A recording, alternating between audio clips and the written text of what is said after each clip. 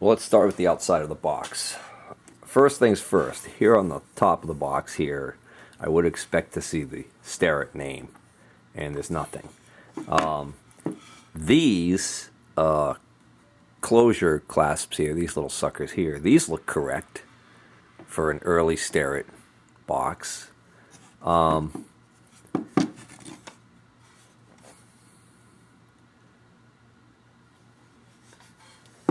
There's kind of a two-tone effect here with the wood. I don't know if that's necessarily an indicator of anything.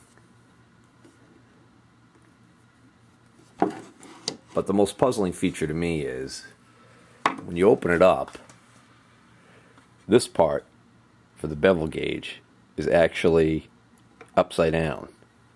It's actually kind of a neat way to store this when you think about it. So, see that this is extra thick.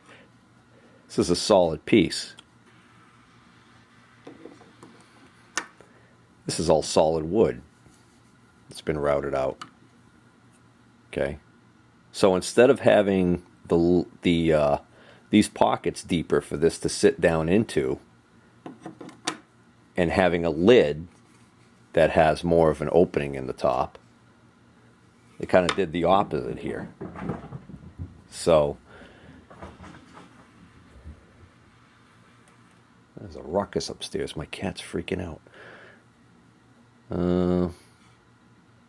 But this is marked, you know, this is an Ellis Starrett's Athol, Mass. Number 359.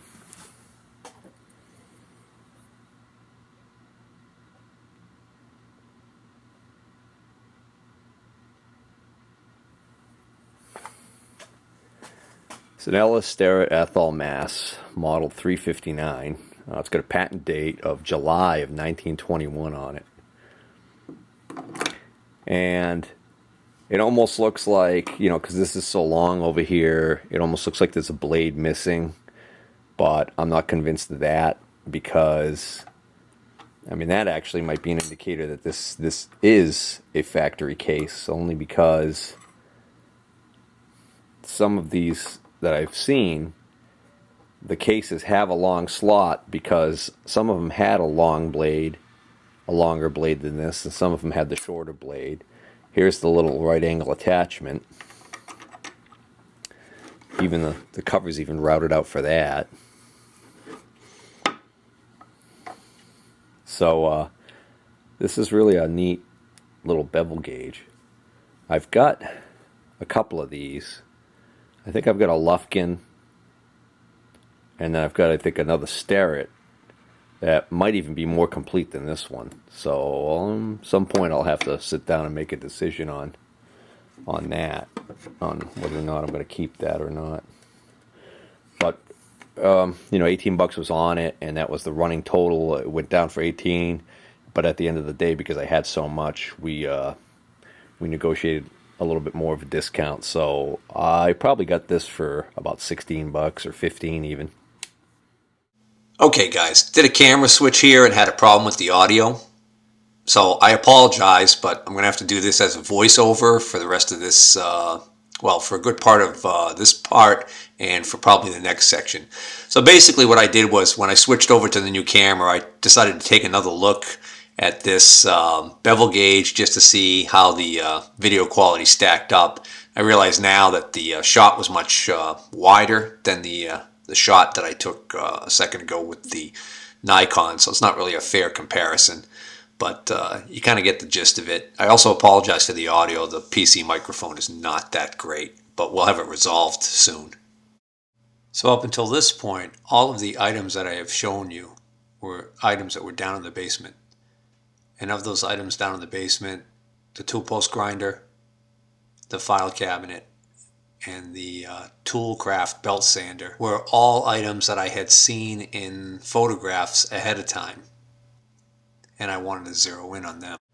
The Phase 2 was just a lucky find, and the same thing with the Starrett bevel gauge.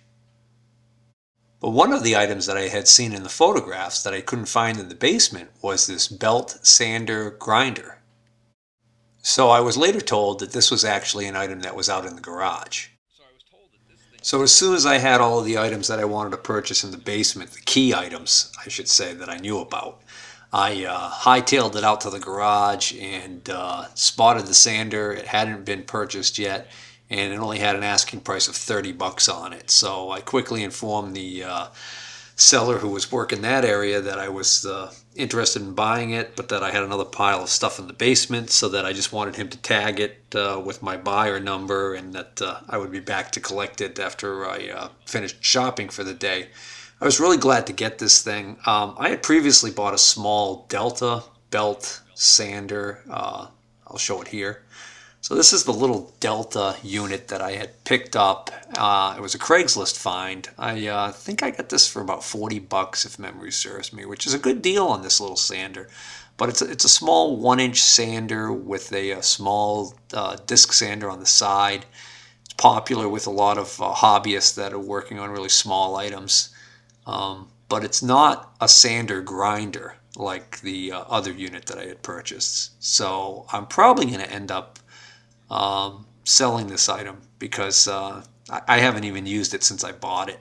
It was just something I thought that I would have at my sanding and grinding area once I got the shop all set up. But the sander grinder that I picked up is just so much better. So I could thank my lucky stars that there weren't any knife or sword makers there, because they would have zeroed in on this thing in a heartbeat. These are really popular with people doing that kind of work.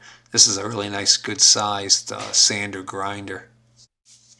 So this is a Hammond grinder polisher, model UBG-622. There's a data plate down here. It's been painted over quite a bit, so I had a hard time figuring out what it was. But I was able to figure out what the model number was, and Googled that, and then was able to figure out that it's made by Hammond Manufacturing. And these actually complete are quite expensive if you can find them. I think there's one at a used machinery company that they can even have it listed, I think, on eBay. But it's got like all the guards and everything present. It's on the original stand, and I forgot how much they had on it, but it's like well over $500 is what they're asking for the thing. The thing that's missing that I'm most concerned about is the platen. So this part right here, you can see it has these nice large knobs here to loosen and unlock this, so you can slide this up and down, which allows you to fit a large number of different length belts on this thing. So I even saw in another thread somebody was talking about that they own one of these, and I don't know if they were talking about that it was an option, or if they were just talking about maybe adding an idler back here that would allow them to use 72-inch belts. Supposedly, according to this, what they were writing on the page about the specs of this machine, that it can use 1 or 2-inch wide belts. The belt that's on here now clearly was an extra wide belt that the person who had this just cut down. This is a 60-inch by, I don't know, I can't see what the original width was on this. It's been cut off. But this is a 60-inch belt lengthwise. Okay. This upper guard right here is present, but the lower guard that goes around here is missing.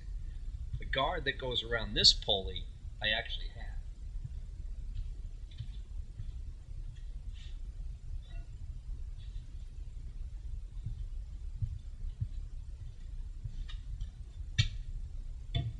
So this guard, and you can see this, I paid 30 bucks for this thing. There's another tag right here, which originally when I saw this, it said Parker Manufacturing. I actually thought that this was a Parker, made by Parker, which is an English company from what I understand. But it turns out, no, this is Parker Manufacturing. I think it's a U.S. company that this belonged to, that they bought this from Hammond and were using it in their facility for whatever they were making. I forgot what. So So this guard I've got. Okay. So there's guard missing here. The platen, the whole mounting system for the platen, everything is missing from here. And the one that they show in the picture actually also had, it looked like that this may be the top to the original stand, and it looks like they removed it from that stand, and somebody removed it from that stand and welded on these little brackets down at the bottom here to allow it to be bolted down to a tabletop. So you can see these little brackets that were just welded on. But those look like they might be the original holes that probably fastened this down to the legs to make the actual stand that this was on. Further evidence of that is this slot right here for the belt to go down through, because on the lower part of the stand was where the motor was mounted. In this application, they've got the motor mounted behind here. And I think the original unit, as shipped from the manufacturer, had a multi-speed motor or multi-speed or a step pulley or something, some way to actually change the speed. There's a threaded hole right here on the top. I think that may very well be where there might have been even a table that's missing from this thing also. I'm not positive, but I think this knob right here, which when you push it, when you screw it in, it's pushing down on this piece, which is what the axle for this pulley is riding in, and I think it pivots on this point. So I think this is actually a tracking control. Controls the tilt of this upper pulley to adjust tracking. This lever right here, I think, is for quick change of belts. This is spring loaded here, and what this does is when you pull down on it, you're pulling against that spring tension and it loosens that belt right up. So I think you could just literally pull this down, pop the belt off, pop a new belt on, and go, which is kind of cool. Here's a little look from the back side of the machine. Those castings. And these are solid steel knobs, not plastic.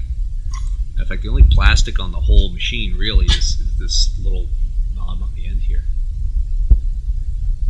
So this has definitely some promise. I could definitely see this still being useful. I think it could even be used just the way it sits if the belt tracks properly. The reason why I say that is because in some applications you might not want a platen behind here. You might actually want to just be able to more contour grind. In other words, if you've got a platen right behind the belt, what tends to happen is if you're grinding something like say you're grinding something with a bull nose on it, and you push up against the platen, what's going to happen is you're going to get a flat. It's going to tend to want to make flat spots on the piece. Whereas if you're pushing against this and it's flexing as you're doing it, you're able to actually stay with the contour better. So I think for the first test, let's pull this belt off and just fire it up.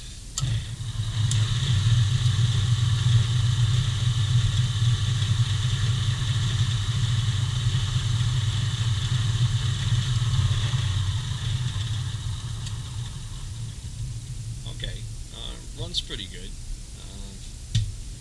I can see this pulley is out of true. It's wobbling a little bit, which is where some of that vibration's coming into play.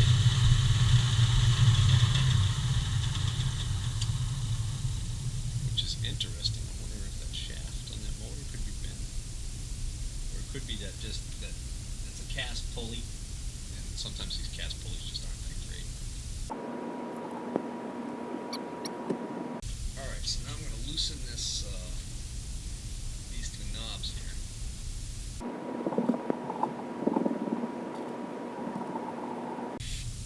Okay, I can see that pulley is tilted way too much, so I'm going to loosen this quite a bit. Still running this way. There we go. Now it's starting to run out towards that way a little bit, but now my tension's a little weak.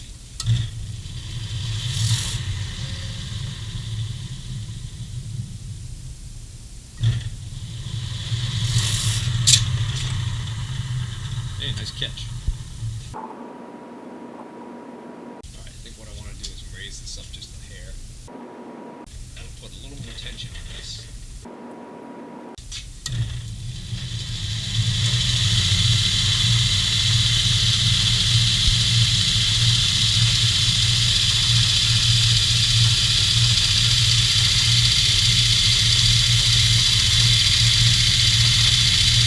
perfect.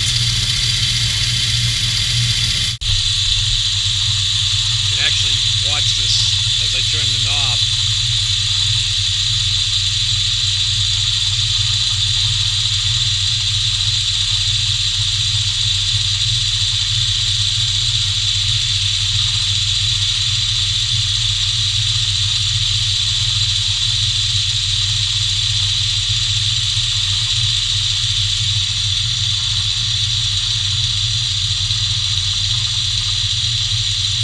See it's all too far to the right, I'll turn the knob and it'll track right back in.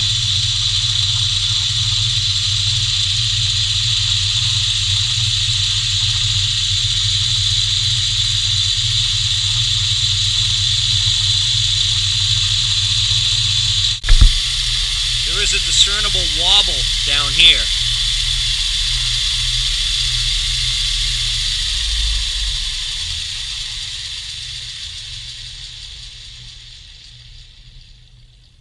Can't quite tell what is causing that. It actually looks more like the belt is actually wavering back and forth on this bottom pulley, and not that it isn't really necessarily the pulley itself, which makes me suspect that it might have something to do with the fact that this pulley has this, I mean, this belt has a bad edge on it because it was essentially cut from a larger belt.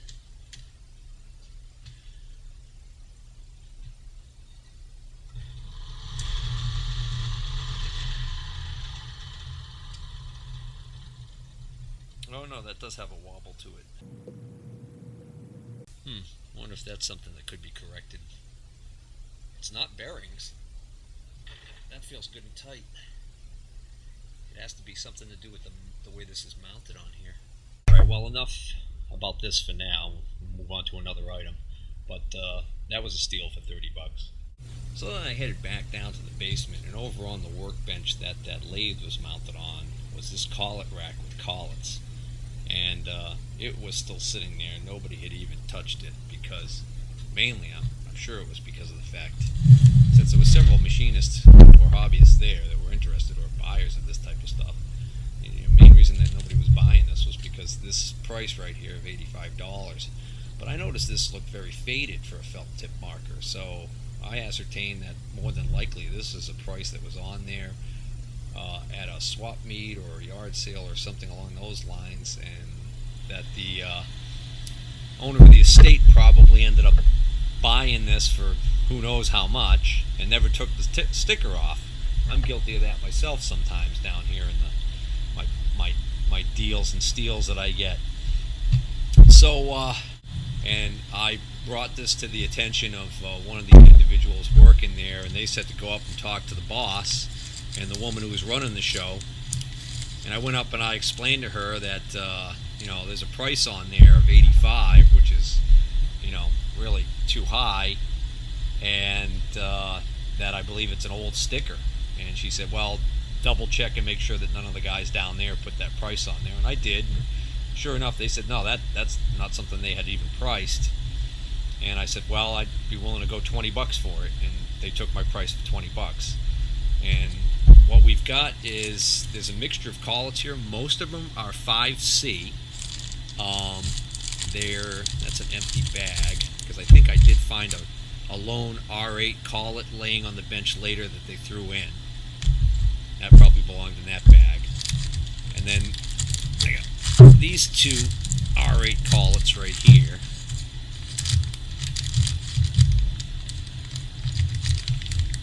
That's an R8. It's a funky one. Is that an emergency collet, maybe?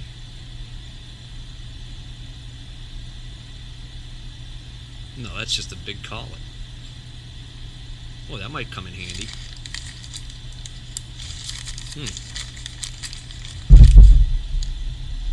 Probably the easiest way to tell is to look at it from the bottom.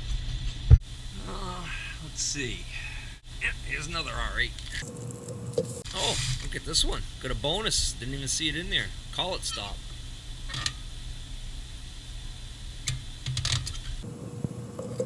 Well, with the exception of these three, the 3/8 with the collet stop in it, the 1/2 inch and the 7/16. I think these are all brand new collets. They're completely devoid of any manufacturer's markings on them, so safe bet that they're probably imports, cheapy collets, but still, I mean, still a good deal. Normally, you know, these cheapy collets, I'll pay $1 to $3 a piece for them at like the swap meet or whatever if I need them, but I'm always, you know, kind of like trying to zero in on a good hard inch collet. So got 1, 2, 3, 4, 5, 6, 7, 8, 9, 10, 11, 12, 13 new 5Cs, 3 used 5Cs, 1 with a collet stop, and 3 used, well actually 4 used R8s, and the rack for $20. Huh, that's interesting. JL Tool and Machine Company, Sunland Ave, Phoenix, Arizona. Boy, this collet rack came from a ways away.